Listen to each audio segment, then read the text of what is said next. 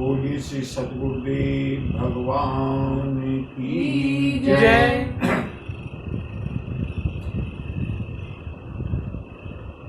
श्री गुरु चरण सरोज रज निज मन मुकुर सुधार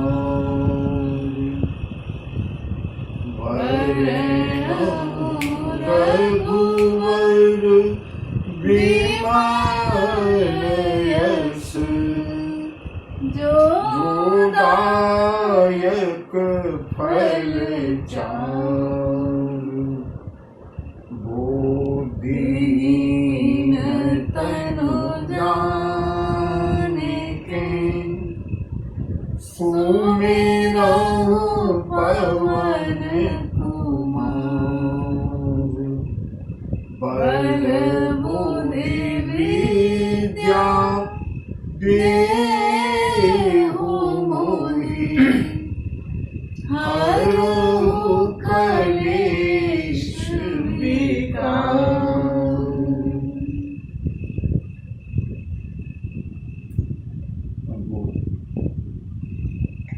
इससे पहले कि श्री राम कथा की इस पावन भागीरथी में हम लोग निमज्जन करें, अवगाहन करें, 2 बार प्रतिदिन की तरह प्रेम के साथ भगवान नाम संकीर्तन, हृदय की गहराइयों से भगवान नाम संकीर्तन। हरे राम राम राम सीता राम राम राम, हरे राम राम राम सीता राम राम राम, हरे राम राम राम सीता राम राम राम, हरे राम राम राम सीता राम राम राम, हरे राम राम राम सीता राम राम राम,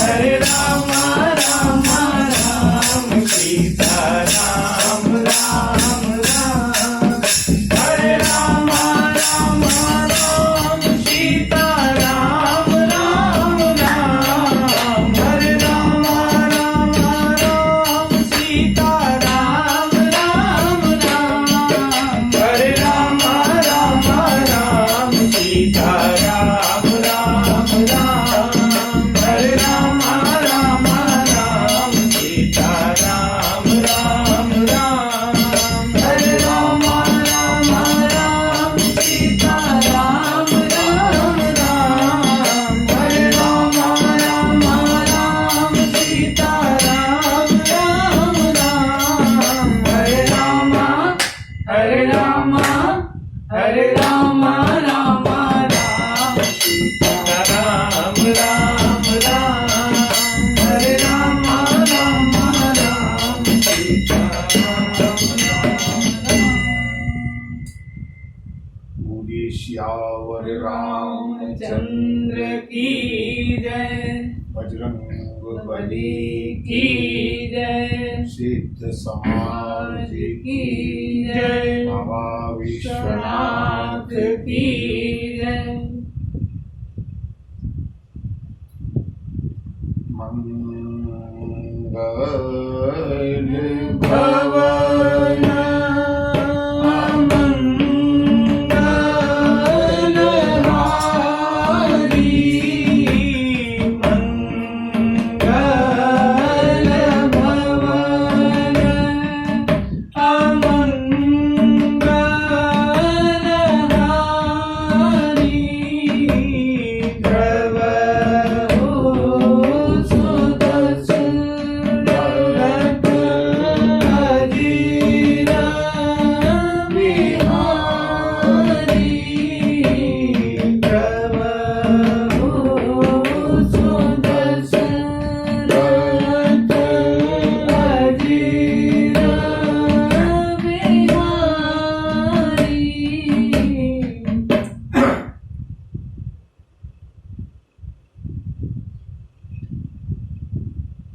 परम श्रद्धामयी माताओं, बहनों, भाइयों, बच्चों, आज अत्यंत प्रसन्नता का दिन है कि प्रभु कथा का गुणानुवाद करते हुए हम लोग 100वें दिन में प्रविष्ट हो रहे हैं।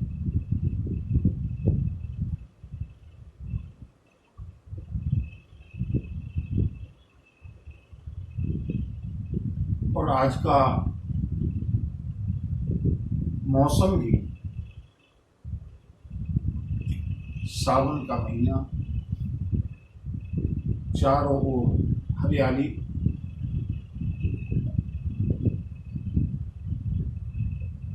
आज का मौसम भी इतना सुहावना है।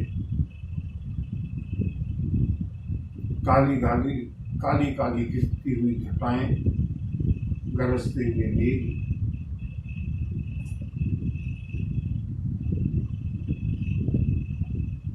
ऐसे में बंधु प्रभु का स्मरण, प्रभु की याद, अपने प्रियतम की याद आना स्वाभाविक है।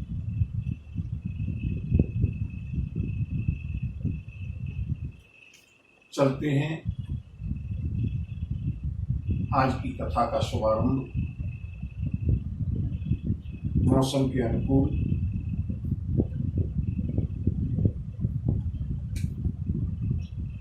श्रावण मास की एक मल्हार प्रभु को समर्पित करते हुए करते हैं।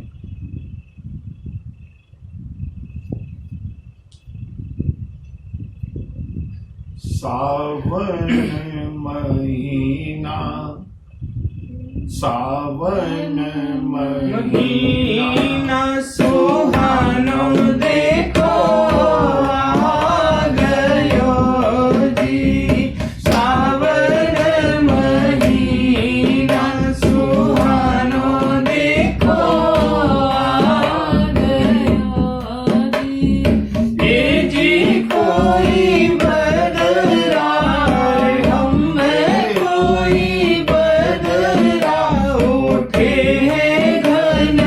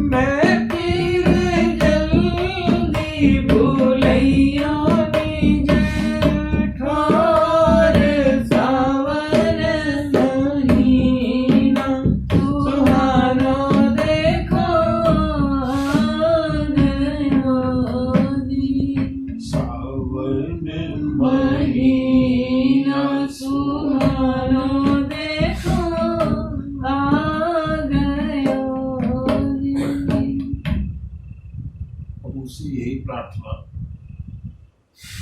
जब तक इस संसार में शरीर को रखना है,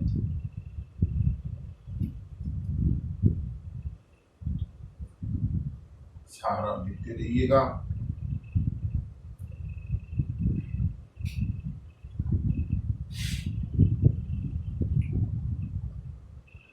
और जब इस शरीर का प्रारब्ध पूरा हो जाए,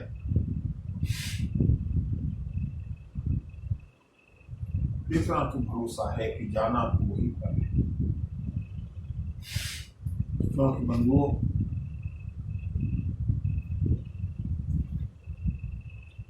प्रतिपल जिसने अब तक सुध ली है,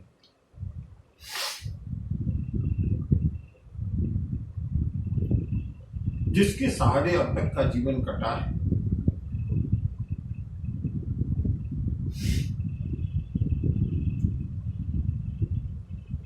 कौन जानता था, किसके मन में था कि इस कठिन कोरोना काल में भी इतना सहज जीवन बीतेगा।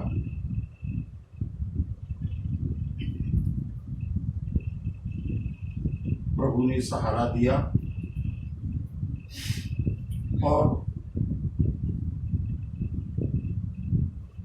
धीरे धीरे करके वो समय आया। मुझको वो 15 अप्रैल याद है,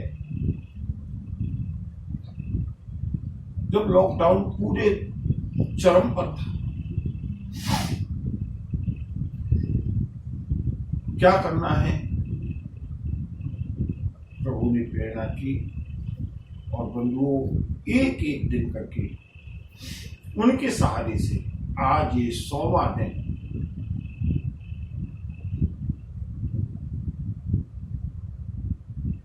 संकट इस समय में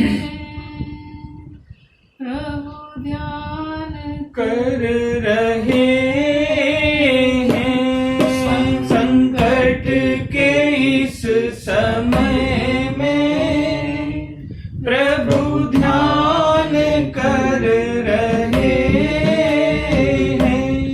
उनकी कृपा से उनका गुणगान कर रहे हैं।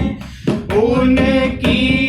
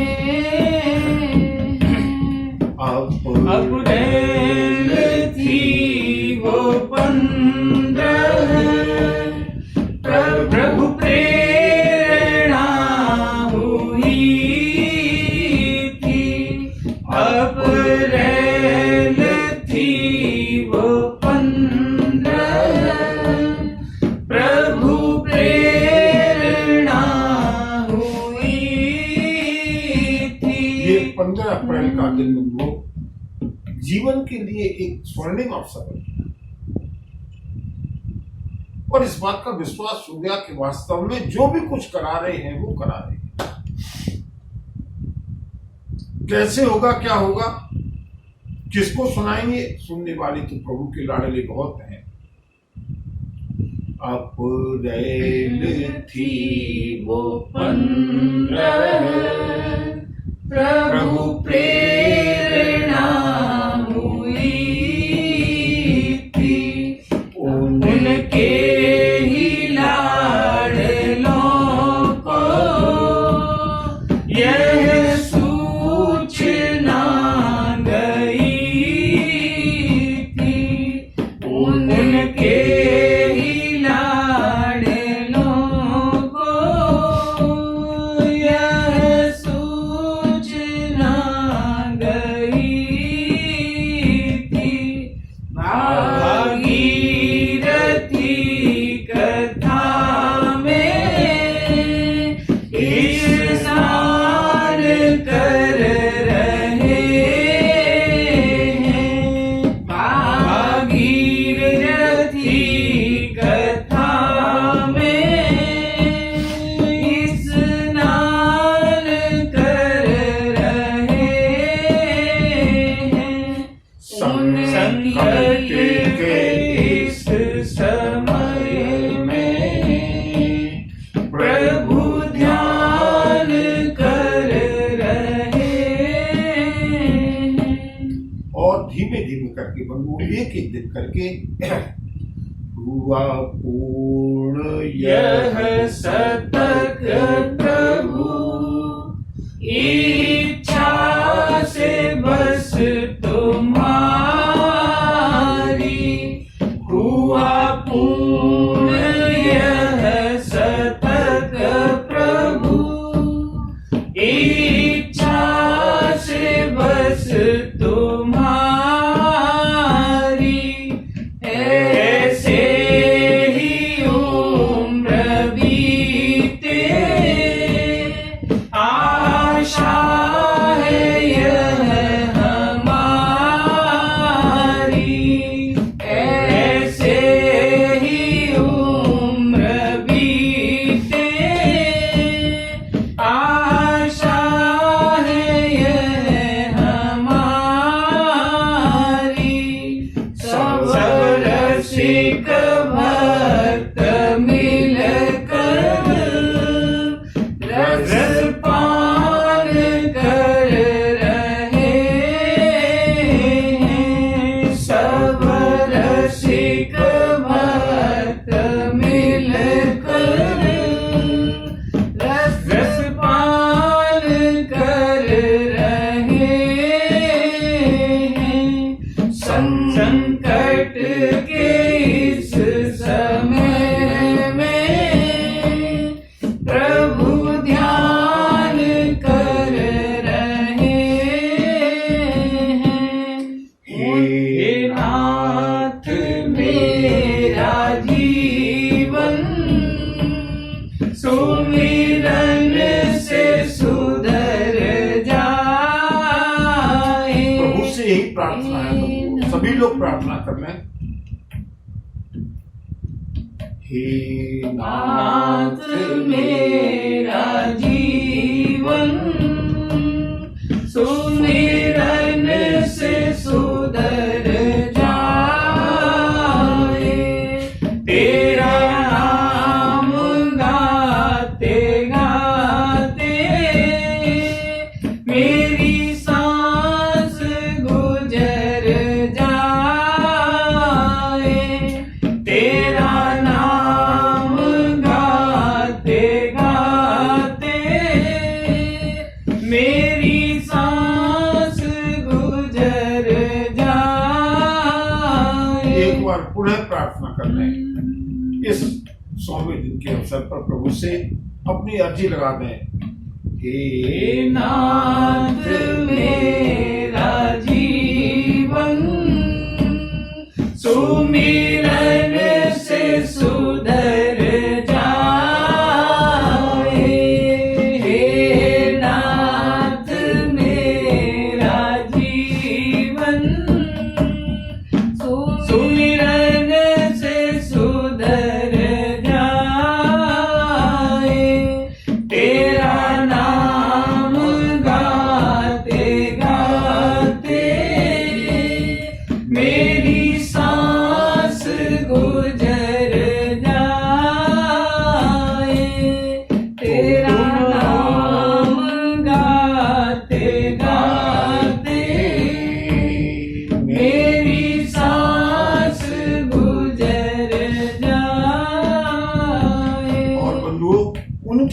है कि तुम हो हमारे, हम यह अभिमान कर रहे हैं। तुम हो हमारे, हम यह अभिमान कर रहे हैं।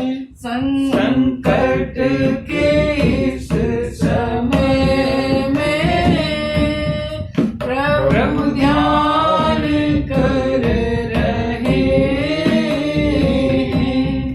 उनकी कृपा से उनका गुणगान कर रहे हैं।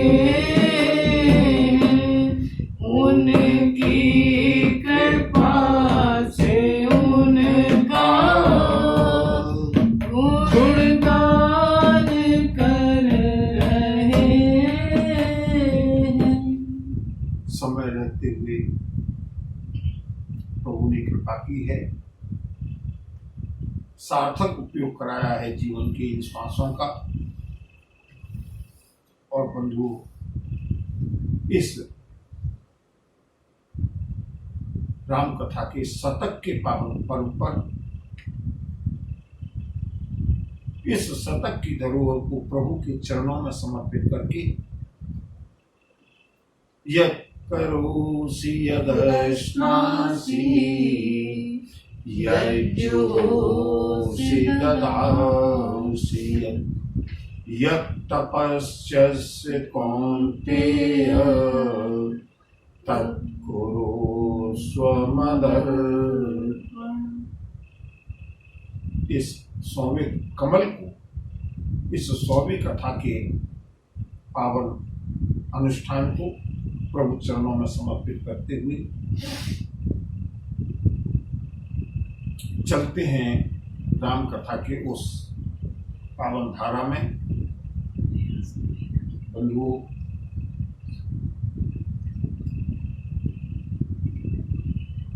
एक बार फिर से जो 9 भक्तियों में सबसे संपूर्ण और महत्वपूर्ण भक्ति है, जब लो नहीं नाथ सुने जुड़ो, जब लो नहीं नाथ सुने जुड़ो, तब लो किमि हो इस कहीं भ्रम भंगा। संसार के भ्रमों का उन्मूलन तब तक हो ही नहीं सकता जब तक प्रभु से जुड़ न जाए। जब लो नहीं नाथ सुने जुड़ो, तब लो किमि हो सके भ्रम भंगा। मोह निशा में सोई रहो, देखें जग के सपने बहुरंगा। संसार के रंग बिरंगे स्वप्नों को देखते हुए जब जीवन व्यतीत होता हुआ, मोह निशा में सोई रहो, देखें जग के सपने बहुरंगा। बिनु दास बने, जब तक प्रभु के दास न बन जाए, जब तक प्रभु की न हो जाए। बिनु दास बने नहीं क्लेश मिटे, सब व्यथा हरे हरि कथा प्रसंगा।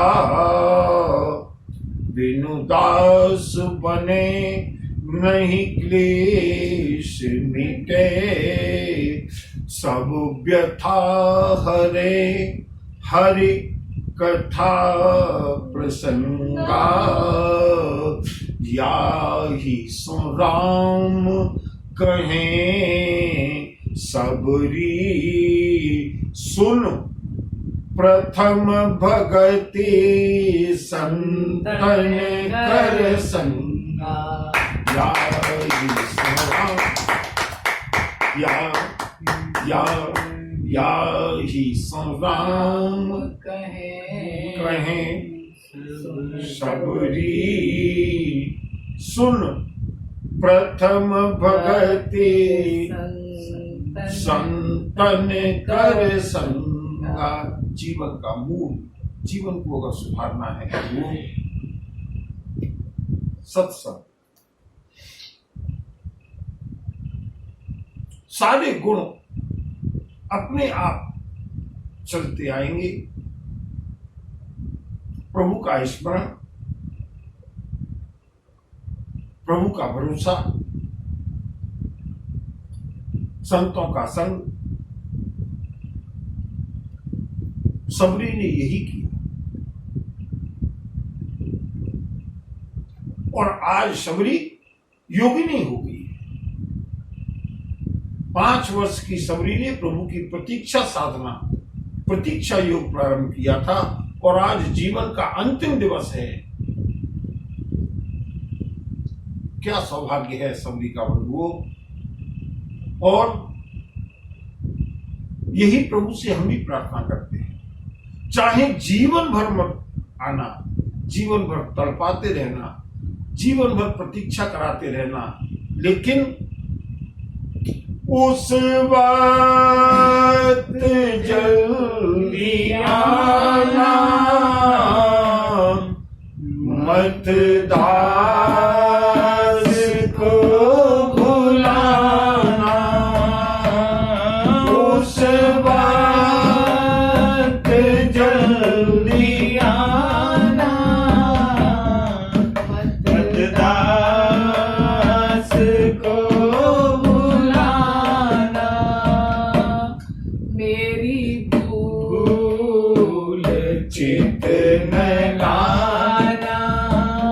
प्रार्थना बार बार करें। अगर जीवन भर के लेखा जोखा को लेकर के प्रभु बैठ गए, इसलिए क्या शुभ कर्म किए हैं, क्या अशुभ कर्म किए हैं, नहीं नेस्तार कलप सत कोरी, प्रभु उस समय अवश्य आ जाना। और आज सबरी का अंतिम समय है। तज जोग पावक देह हरि पद, लीन भई जह नहीं फिरे। सबरी प्रभु के स्वरूप में लीन हुई है। योगाग्नि से अपने शरीर को दग्ध किया है सबरी ने। और बंधुओं, प्रभु श्री राम ने अनुज लक्ष्मण के साथ माता सबरी को प्रणाम किया है, उनको सदगति दे करके उनकी कुटिया से। मैं कहता हूं श्री राम के अवतार का एक प्रयोजन, मुख्य प्रयोजन पूरा हुआ।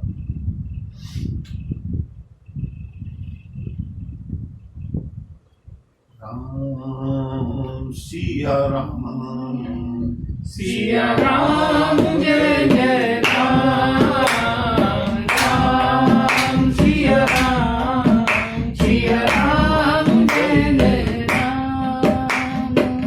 चले राम क्या रावण सो, अतुलित बल नर के हरि दो। राम सिया राम, सिया राम जय जय राम, राम सिया राम, सिया राम जय जय राम। प्रभु श्री राम की यात्रा आगे बढ़ी है। फिर से प्रभु उसी लीला में आ गए। लक्ष्मण के साथ विरह में व्याकुल, चारों ओर भगवती जानकी का अन्वेषण करते हुए, खोजते हुए, और गोस्वामी जी ने यहाँ पर एक बहुत अच्छी चौपाई लिखी, बड़ी विचित्र चौपाई लिखी, प्रभु की प्रत्येक लीला उपदेश करने के लिए। कामिन कय दीनता दिखाई, बर धीरन के मन बिरति दृढ़ाई। राम सिया राम सिया राम जय जय राम। राम सिया राम जय जय राम। प्रभु ने मर्यादा पुरुषोत्तम के रूप में एक सदगृहस्थ को अपनी पत्नी के विरह में कितना व्याकुल होना चाहिए यह दर्शाया है, दिखाया है। और जो धैर्यवान थे, जो वैरागी लोग थे, उनके हृदय में वैराग्य को दृढ़ किया। एक चीज तो यहां समझ में आती है कि कामी पुरुषों के लिए, साधारण पुरुषों के लिए, साधारण मानव के लिए, साधारण मानव स्त्री के विरह में क्या करेगा ये तो प्रभु ने दिखाया, लेकिन इस विरह की लीला से वैरागियों के हृदय में वैराग्य दृढ़ कैसे किया। और बंधुओं, इसका उत्तर गोस्वामी जी ने अपनी प्रसिद्ध कवितावली में दिया।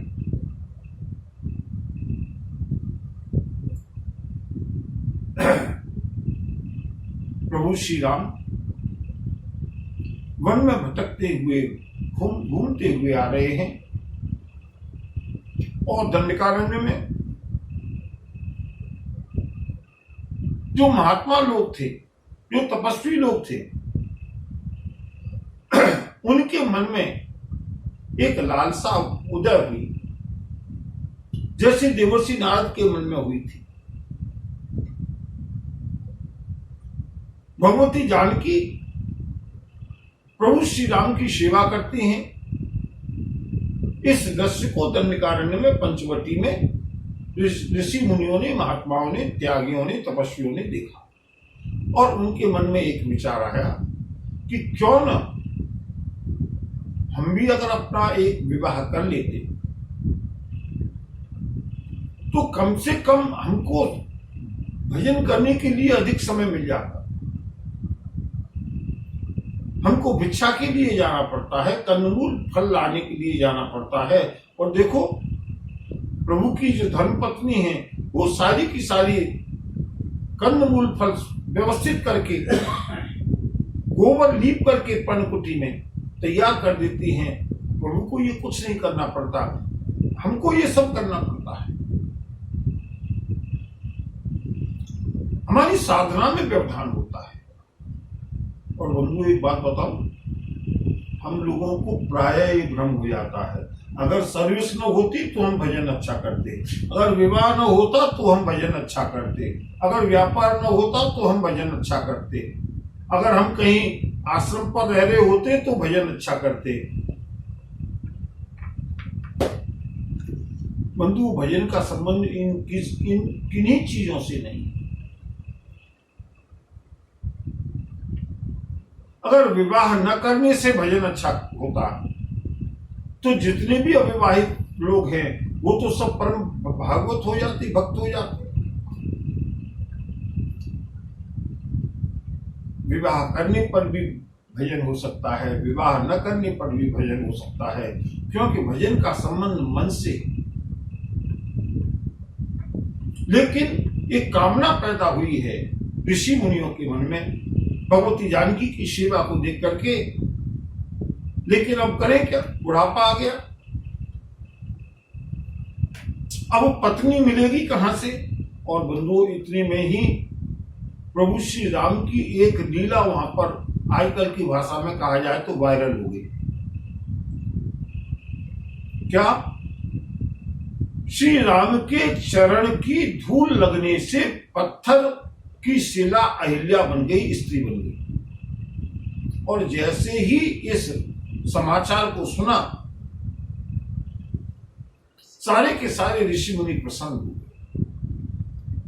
गोस्वामी जी ने चित्र खींचा, अरे विंध्य के वासी, विंध्य के वासी उदासीन तपी व्रतधारी महावीर नारी दुखारी। बड़े बड़े तपस्वी व्रतधारी ऋषि मुनि, लेकिन बिनु नारी दुखारी। विंध्य के वासी उदासी तपी व्रतधारी महावीर नारी दुखारी। गौतम तीय तरी तुलसी सो कथा सुने भय मुनि वृंद सुखारी। सारे के सारे ऋषि मुनि प्रसन्न हो गए। जीवन में रस आने की संभावना है और सबको लगने लगा कि शायद प्रभु श्री राम वनवास में इसीलिए आए। कैसे? बोले यहाँ पर कोई अपनी कन्या को तो हमें विवाह करने के लिए नहीं आएगा, फिर बोले जंगल में पत्थरों की क्या कमी है? वही है शिला सब चंद्रमुखी पर से पद मंजुल कंज तिहारे।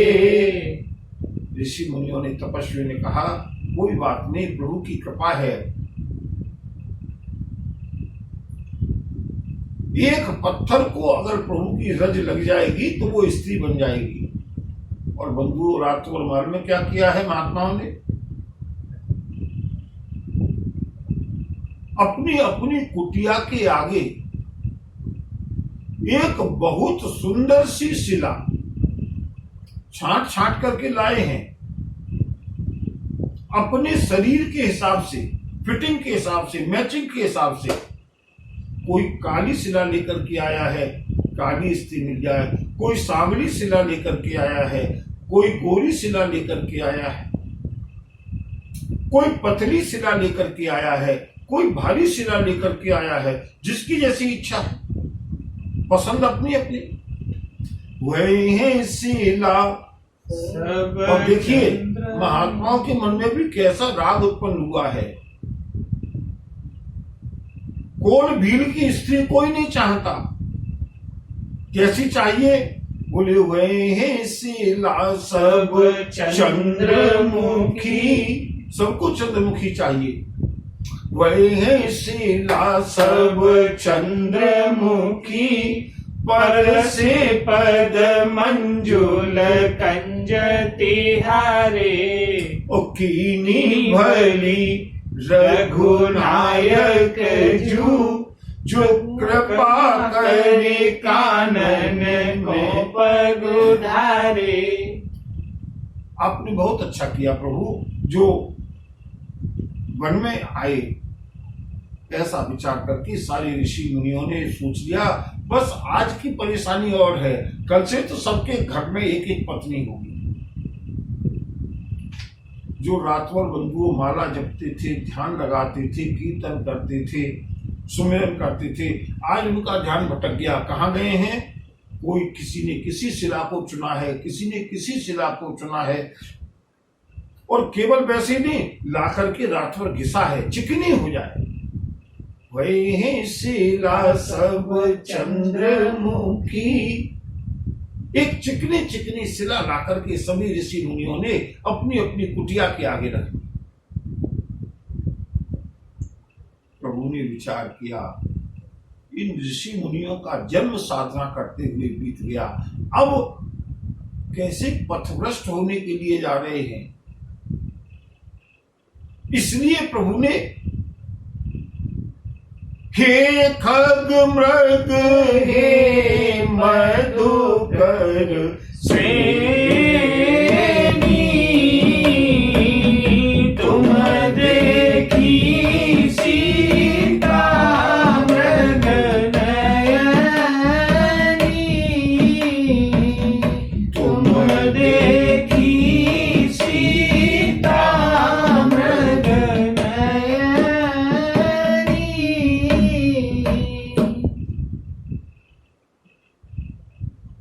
जोर जोर से बिलखने लगे, विलाप करने लगे, चिल्लाने लगे।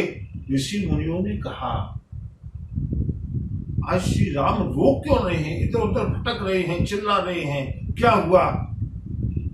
पता किया क्या हुआ, आज राम के रोने का कारण क्या है। रोज तो बहुत प्रसन्नता से अपनी कुटिया में रहते थे, मालूम पड़ा इनकी जो पत्नी थी न जानकी, उनका अपहरण हो गया। ऋषि मुनियों ने एक इमरजेंसी मीटिंग की, आपातकालीन बैठक। बोले ये तो कुछ दिन के लिए यहाँ पर दंडकारण्य में आए हैं, तब इनकी पत्नी खो गई, और हमें तो जीवन भर यहीं रहना है, एक एक करके सबकी पत्नी खोएगी। बंधुओं, इतना सुख कंदमूल फल सजा करके लाने में नहीं मिलेगा, उससे ज्यादा दुख तो राम को अब मिल रहा है। इसलिए अच्छा है हम लोग जैसे थे वैसे ही ठीक है। और बंधुओं, सभी ऋषि मुनियों ने सारी की सारी अपनी अपनी शिलाएं लेकर के कुटिया के पीछे फेंक दी। कहीं ऐसा न हो कि श्री राम की चरणों की धूल धोखे से भी इसके ऊपर पड़ जाए और कोई चंद्रमुखी हमारी पल्ली पड़ जाए। कामिन कह दीनता दिखाई, धीरन के मन बिरति दड़ाई। और बंधुओं, इसी दृश्य को देख करके भगवान आशुतोष को हंसी आई। भगवती पार्वती ने पूछा, भगवान भोलेनाथ आपके हंसी का कारण? भोलेनाथ ने कहा, देवी यही तो संसार का क्रम है, यही तो संसार का जंजाल है। अरे उमा कहूं मैं अनुभव परा, उमा कहूं मैं अनुभव परा, सत हरि भजन जगत सब सपना, सत हरि भजन जगत सब सपना।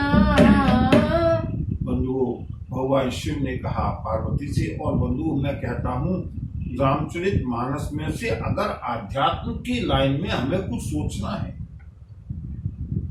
हमें कोई गुरु नहीं मिल रहे, गुरु नहीं मिल रहे, गुरु मिलेंगे, गुरु क्या तुमको देंगे बंधुओं? गुरु मिल जाए तो बहुत अच्छी बात है, लेकिन गुरु भी यही बताएंगे। अगर सदगुरु मिल गए हैं, हमारा सौभाग्य है, बहुत अच्छी बात है। अगर नहीं भी मिले हैं ना, तो कोई बात नहीं।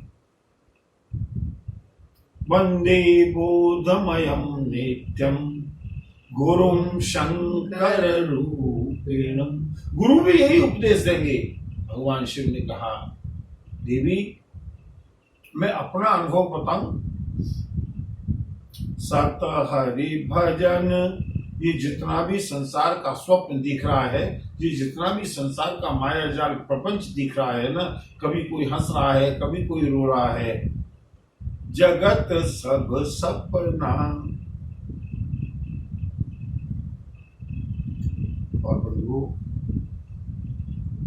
अपनी लीला को दिखाते हुए मर्यादा पुरुषोत्तम प्रभु श्री राम सबरी के निर्देशानुसार उन्हें प्रभु गए सरोवर तीरा, पंपा नाम सुभग गंभीरा। प्रभु पंपा नाम के सरोवर के पास गए। पंपा शब्द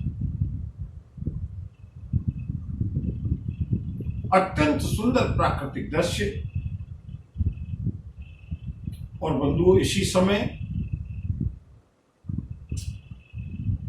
ऋषि मुनि देवता पधारे हैं प्रभु के पास, प्रभु की स्तुति की है। ताह पुनि सकल देव मुनि आए, स्तुति कर निज धाम सिधाए। देवताओं को लगा केवल हमारा कार्य बनाने के लिए प्रभु को इतना कष्ट उठाना पड़ रहा है। देवता विदा हुए और बंधुओं एक सुंदर से वृक्ष के नीचे देखी सुंदर तरुवर छाया, बैठे अनुज सहित रघुराया। राम सिया राम सिया राम जय जय राम, राम सिया राम जय जय राम। मेरे प्रभु एक सुंदर से वृक्ष के नीचे भगवती वैदेही का अन्वेषण करते करते खोजते खोजते थक करके बैठ गए लक्ष्मण के साथ। अब तक 12 वर्ष तक 12.5 वर्ष तक 3 लोग थे और अब 2 है। बंधु ये संसार का कर्म है, ये वैराग्य के लिए प्रभु ने ये लीला की है। कभी घर में 10 मेंबर हैं, कभी घर में 2 मेंबर हैं। अभी मुझे कोरोना काल में ऐसी कई घटनाएं सुनने को मिली। एक एक घर के 2-2, 3-3 लोग एक एक दिन में चले गए। प्रकृति ये लीला दिखाती है।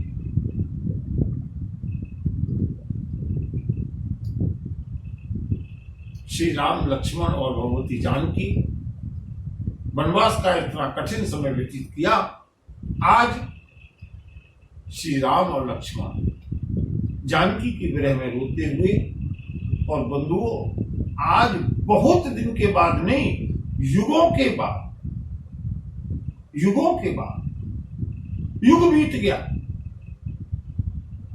देवर्षि नारद ने देखा विरहवंत भगवंत ही देखी, नारद मन भा सोच विशेषी, मोर साप करि अंगीकारा,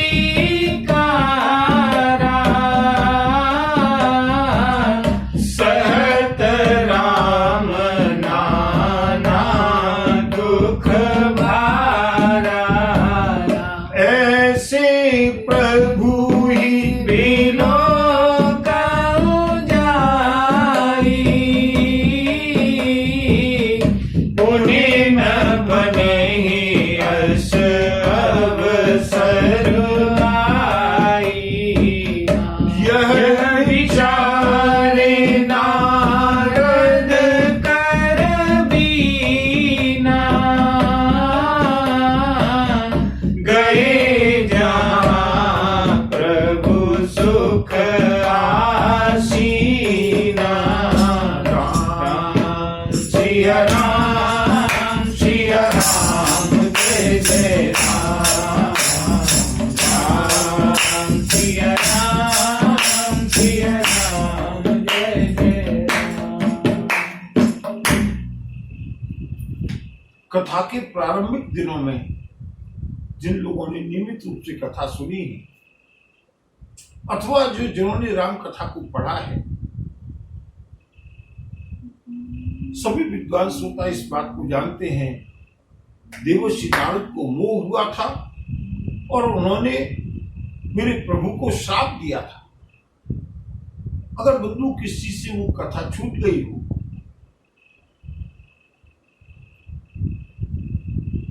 चैनल पर उपलब्ध होगी, सब्सक्राइब करके देख लें। देवर्षि नारद ने श्राप दिया था, कपिया कृति तुम कीन हमारी, ओ करे हैं किस सहाय तुम्हारी। तुमने मुझको स्त्री के विरह में इतना दुखी किया है नारायण, तुमको भी नारी के विरह में दुखी होना पड़ेगा। देवर्षि नारद के श्राप को प्रभु ने प्रसन्नता पूर्वक स्वीकार किया है। देवर्षि नारद ने दूर से देखा, केवल और केवल मेरे श्राप को स्वीकार करके मेरे प्रभु को आज इतना कष्ट दर दर भटकते हुए, वन में भटकते हुए उठाना पड़ रहा है। जनु,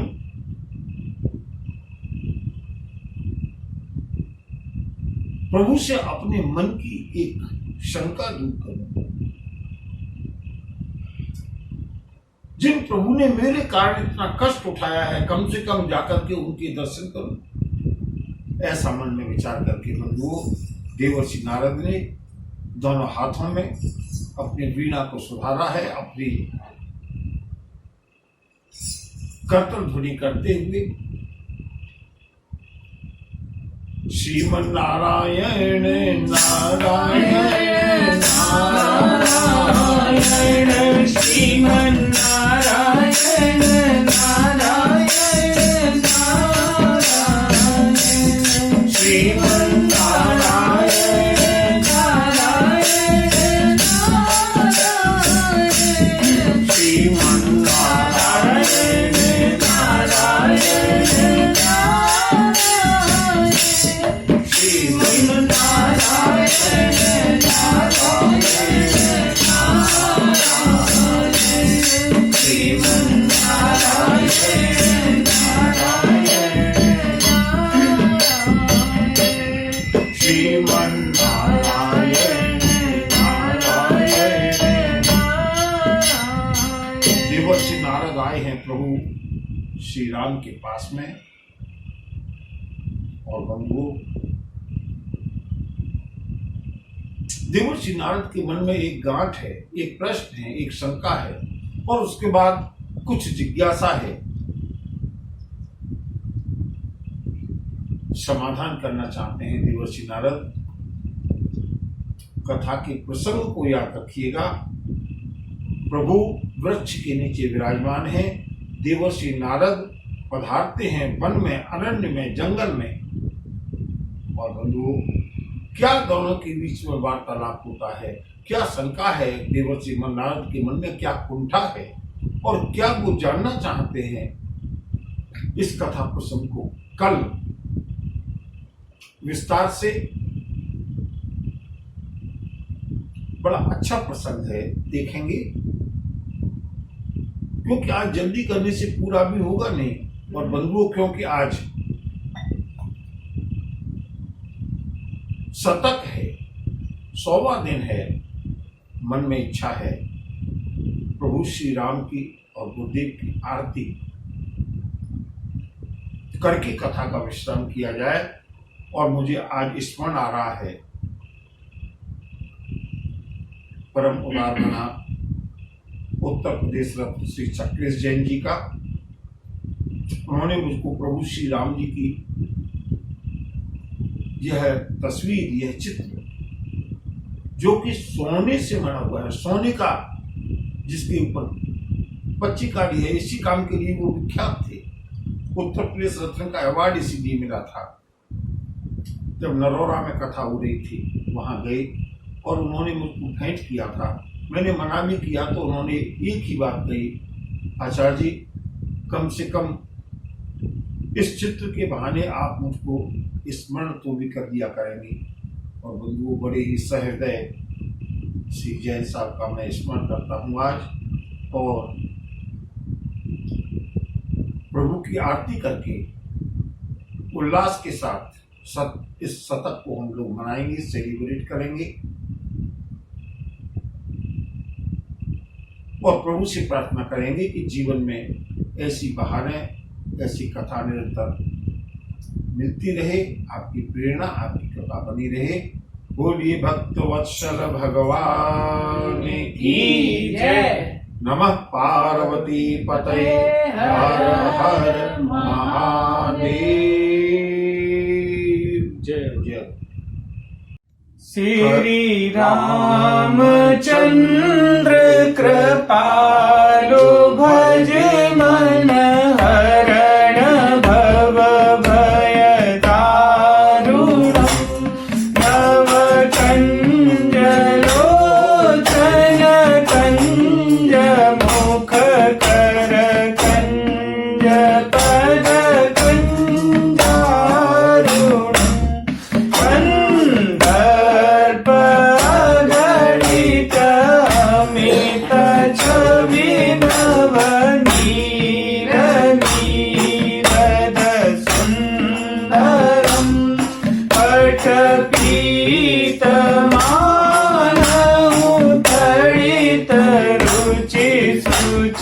नौमि जनकसुतावरम् भजो दीनबन्धु दिनेश दानव दैत्यवंश निकन्दनं रघुनन्दन आनन्द कन्द कौशल चन्द्र दशरथ नन्दनम् चिरमुकुट कुण्डल तिलक चारुदार अंग विभूषणम् आजानुभुज सरचापधर संग्राम जितकर दूषणम् इति वदति तुलसीदास शङ्कर शेषमुनि मनरञ्जनम् मम हृदय कञ्चनिवास कुरु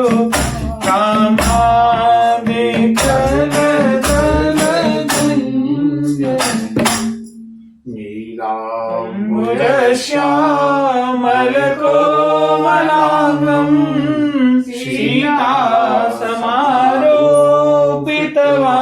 सीतासमारोपितवामभागम् पाणौ महासाव्यपिचारुचापम् नमामि